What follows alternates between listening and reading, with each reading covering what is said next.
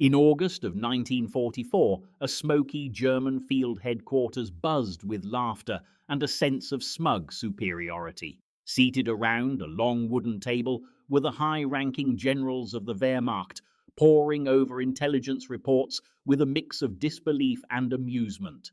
Their eyes gleamed with confidence as they shared knowing glances, all while the sounds of war rumbled faintly in the distance.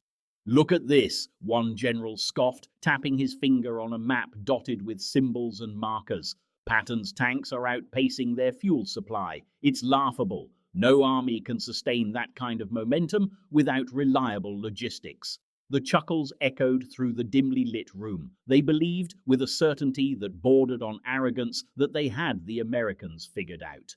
Within days, they'll have to halt, just as any sensible army would. As the laughter faded into the background, the camera pans out from the general's quarters.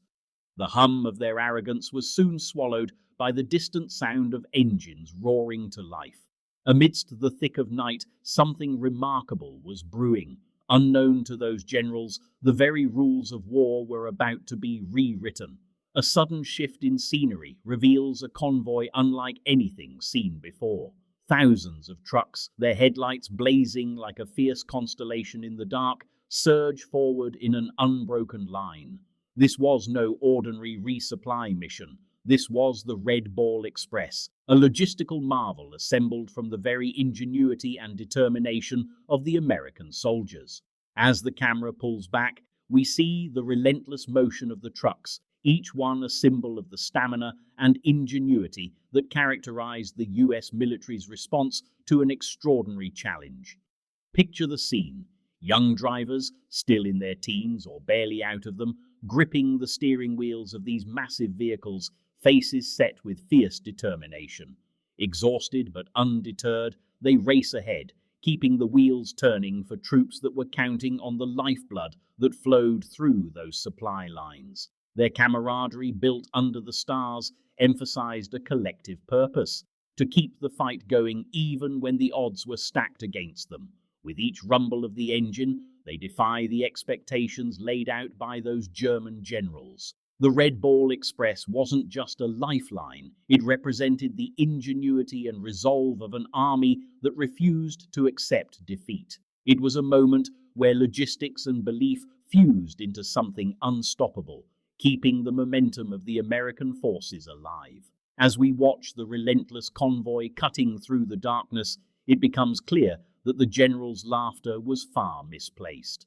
The very act of moving forward in the face of overwhelming odds was a testament to a singular truth. In warfare, tenacity and ingenuity often trump sheer numbers and expectations.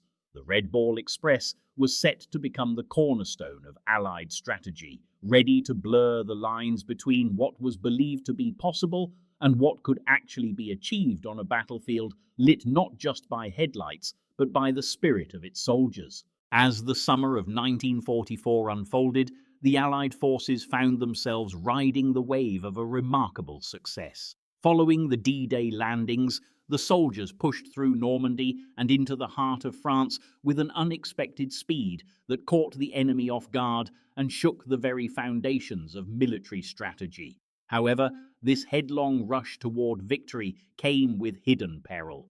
For every mile gained, the challenge of supply loomed larger. Picture the vast stretches of land extending from the beaches of Normandy to the front lines, approximately 400 grueling miles of treacherous terrain that had to be traversed for vital resources. Fuel, ammunition, and food were not luxuries. They were lifelines essential to maintaining the momentum of the advance. The soldiers, motivated by their shared goal of liberation, drove forward, but they needed ongoing support. Not only were the Allied troops engaged in desperate battles with the German forces, they were also wrestling with the logistical nightmare of keeping their supply lines intact. Behind the lines, logistics became the unsung hero of this campaign.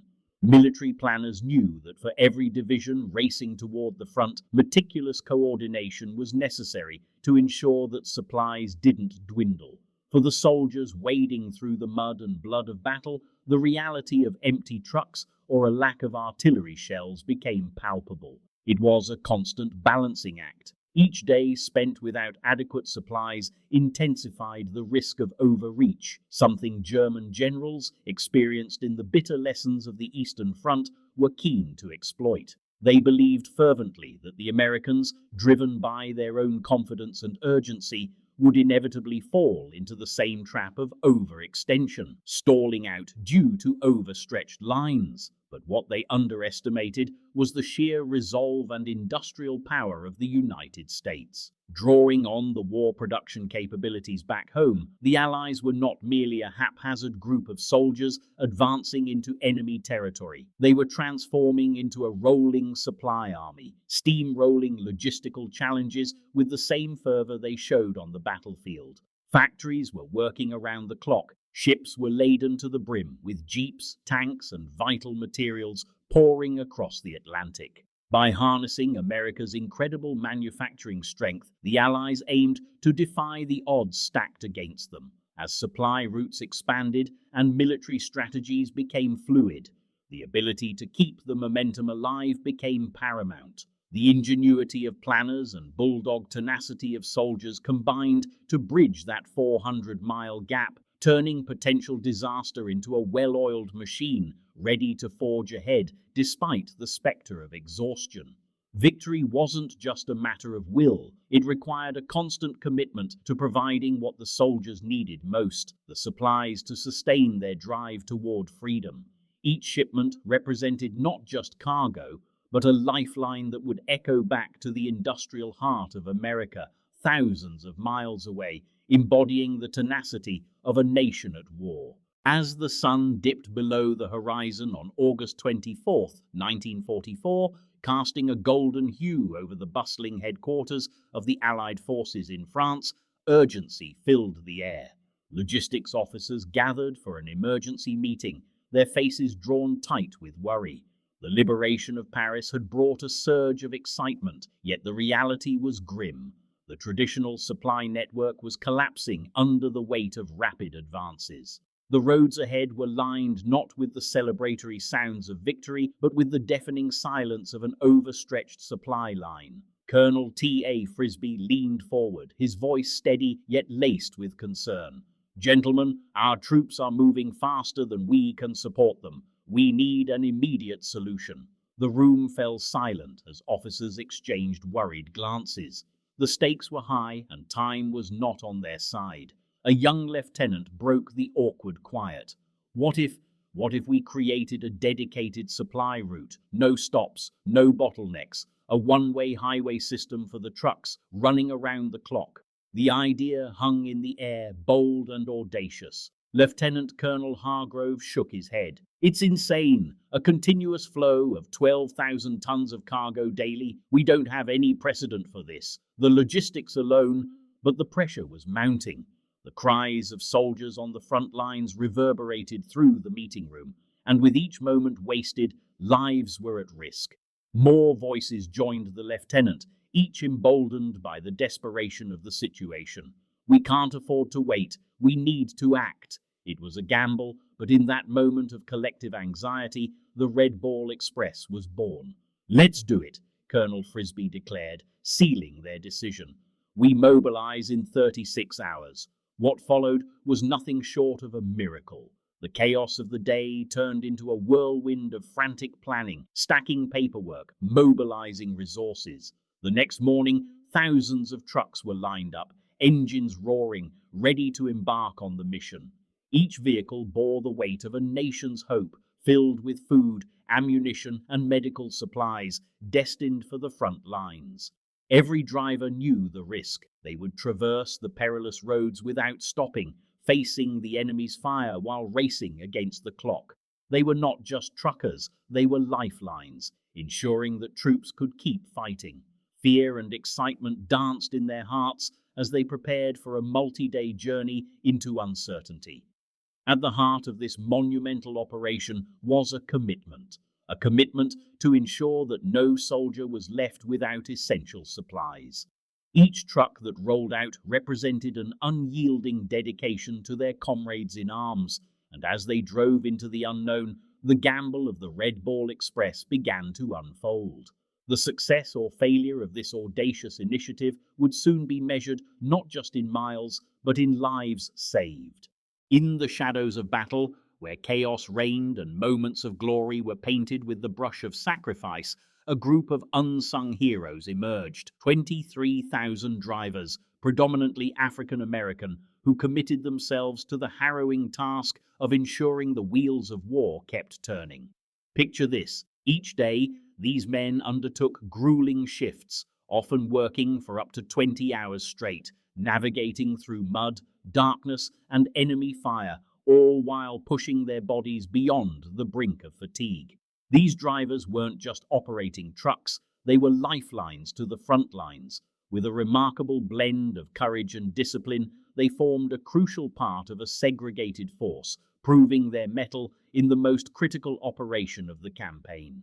You can almost hear the rumble of their engines against the cacophony of war, each truck a testament to their relentless spirit. Each vehicle bore the marks of its driver's pride, nicknames painted on the doors like battle banners, slogans scrawled in bright colors, reflecting resilience and camaraderie.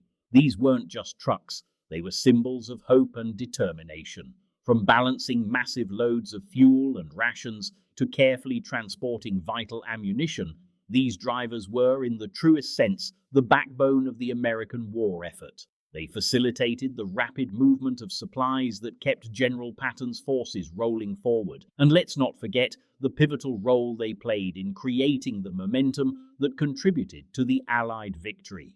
As they traversed perilous paths under the cover of night, navigating roads riddled with danger, it was their unwavering commitment that struck a chord with every soldier aware of the sacrifices behind the scenes. There was no heroism captured on film, no medals pinned to chests, just relentless determination and a shared mission.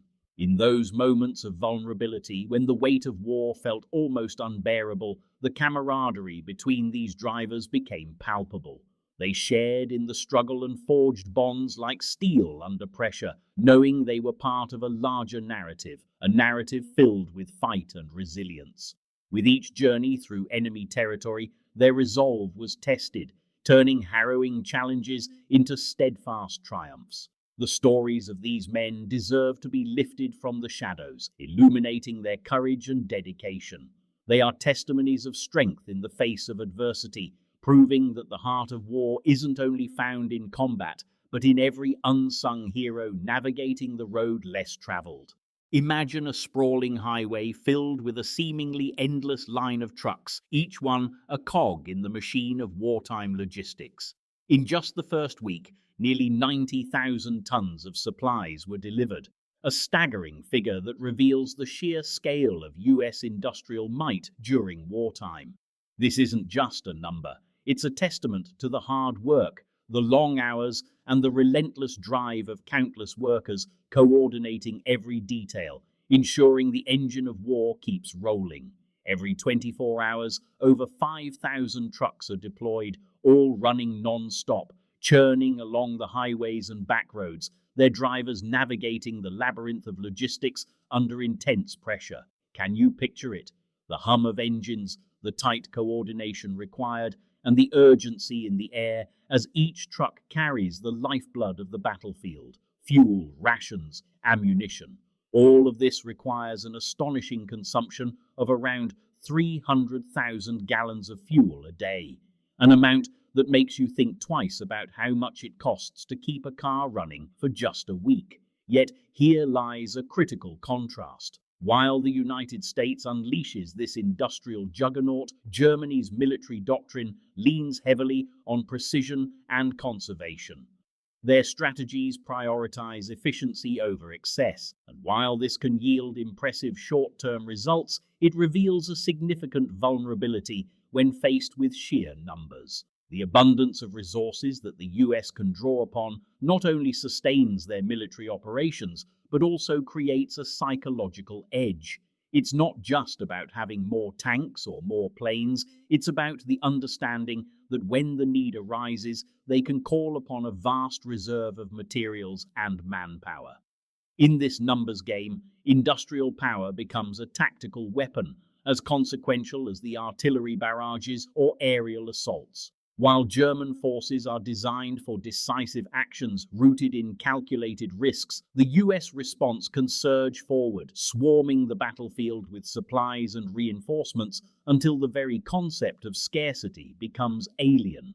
This fundamental difference shapes operations and outcomes in ways that sometimes defy logic, an endless ocean of resources drowning out the tactically prudent. So what does this mean for the soldiers on the front lines or the decision makers in command? It cultivates an environment where they can focus on strategy rather than worrying constantly about resource constraints. They know that as long as the trucks keep rolling, the fight can continue, the objectives can be met, and victory isn't just a possibility, it's a certainty.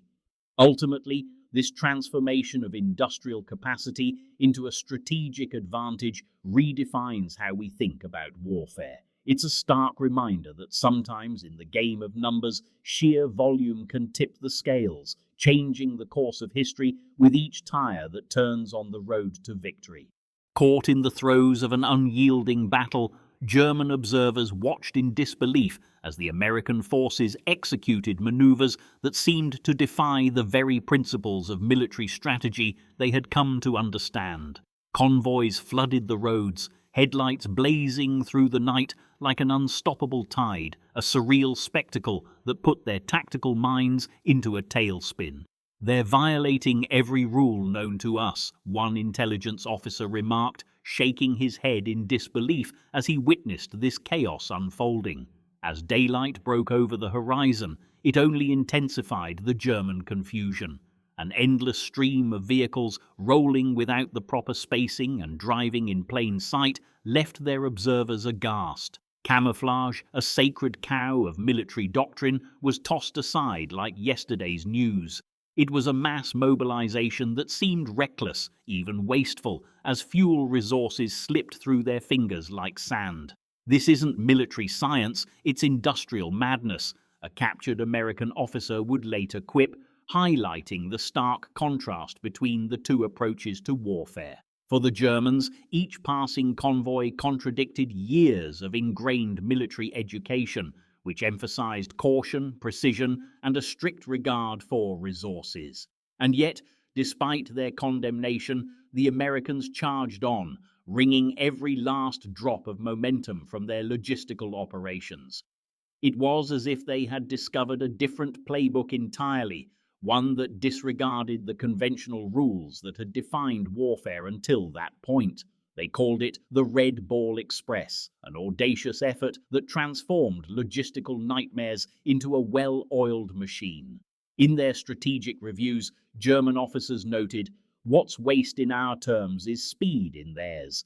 They're sacrificing resources for an unyielding advance." The distance between the front lines and the supply depots began to close, as the Americans relied on rapidity over restraint, creating a terrifying new doctrine of warfare that seemed to turn the established rules on their head. The phrase industrial madness echoed through the minds of the German command, revealing their growing frustration.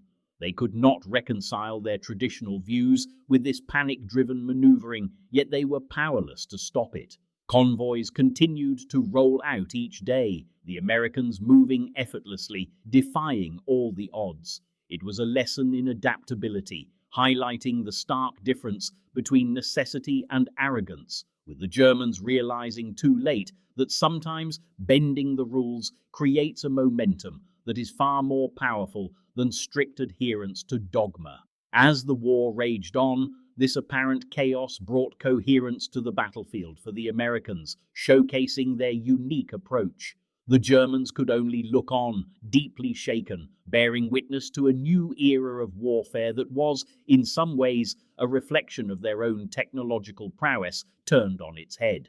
Picture this: you're driving down a busy highway and suddenly you see a roadside scene that looks more like a scene from an adrenaline-packed movie than an ordinary day. Trucks line the shoulder, some with their hoods up, and maintenance crews huddle together, tools in hand, troubleshooting a mechanical problem. It's a chaotic landscape of activity, but in this disarray lies a remarkable story of innovation. These maintenance heroes don't waste a minute. When a truck breaks down, it's not just about fixing it, it's about resourcefulness on the fly. A spare part from one truck gets cannibalized to save another. A team improvises a solution that's just enough to get a transport rolling again. You might even see a mechanical welder patching a major issue, weaving metal together like an artist creating an impromptu sculpture. Each truck that leaves the shoulder feels like a victory won against the odds. Then there's the matter of bridges. Imagine engineers standing at the site of a blown bridge, staring at the remnants of what once connected two points. But instead of waiting for a lengthy, over-planned reconstruction, they roll up their sleeves and get to work. With raw determination and an arsenal of materials at their disposal, they can erect a new structure in mere hours. They gather steel, erect beams, and before you know it, a bridge stands. Imperfect, perhaps, but functional. This dizzying dance of chaos makes one thing crystal clear. While precision planning has its merits, there's something powerful about embracing the unpredictable. The Germans, with their reputation for meticulous detail, simply cannot fathom how this method works. For them, a plan is a Bible.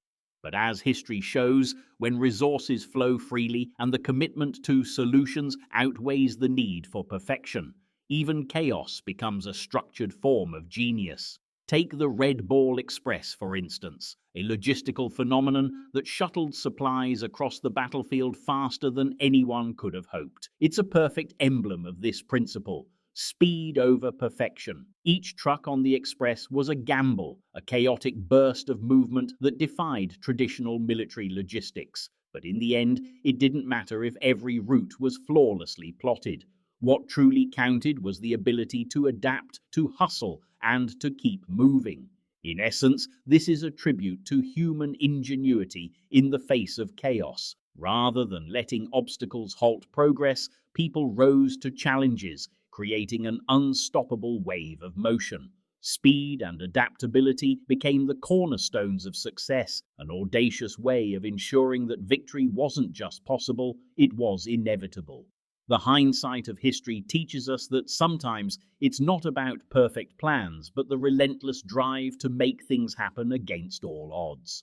As the tide of World War II began to shift, the Allies knew that control over logistics was as crucial as victories on the battlefield. Among the remarkable strategies developed, one overlooked aspect was Operation Pluto, a code name that stands for Pipeline Under the Ocean. This ingenious project sought to ensure that fuel flowed unrelentingly from England to the front lines in France, giving the Allies an unprecedented logistical advantage. Imagine standing on the shores of England, gazing across the English Channel, an expanse that once seemed impassable. Hidden beneath these waters were enormous pipelines, a feat of engineering that transformed the art of war. Picture the trucks lined up, not just as means of transport, but as vessels of unfathomable potential. These trucks were not merely carrying fuel, they were feeding forward depots with a lifeline that allowed the Allied forces to surge forward without the constant fear of running out of supplies. But what made Operation Pluto so effective was the layers of redundancy surrounding it. The American logistics chains, in particular, were crafted with an almost obsessive focus on ensuring that no supply line could be easily severed. If one route was compromised, another would be readily available. Each truck convoy traversed Europe brimming with resources, while airlifts from strategic locations ensured that help was never too far away. This multifaceted approach terrifies German staff officers, who, upon reconnaissance, realized that distance was no longer a barrier. The Allies had effectively turned it into an advantage. Imagine the feeling of assurance that comes from knowing your logistics are robust and your supply lines are secure.